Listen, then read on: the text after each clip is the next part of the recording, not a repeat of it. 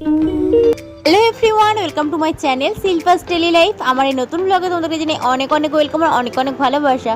তো সকালবেলা দেখো স্নান করে পুজো করা কমপ্লিট হয়ে গেছে, আর আমার ছেলের কিন্তু ঘোরাঘুরি হয়েও গেছে ওর জেঠিমার কাছ থেকে।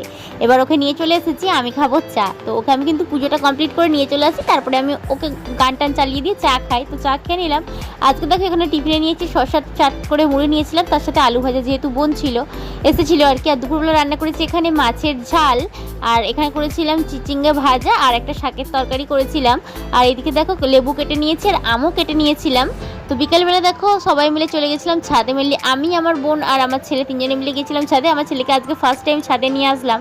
তো ভাবলাম যা গো, আমাদের বাড়ির ছাদটাও একটু চিনে, ছাদে তো এখন জ্বালানো ভর্তি রয়েছে। তো বিকেলবেলাটা একটু এইভাবে সময় কাটে, আর আমার বোন আসলে না আমার বেশ সুবিধাই হয়, নানা রকম কাজকর্ম আমার সারা হয়।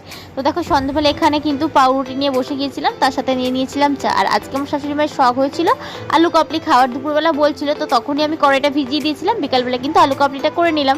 তো ভিডিওটি তোমাদের কেমন লাগলো অবশ্যই কমেন্ট করে জানিও।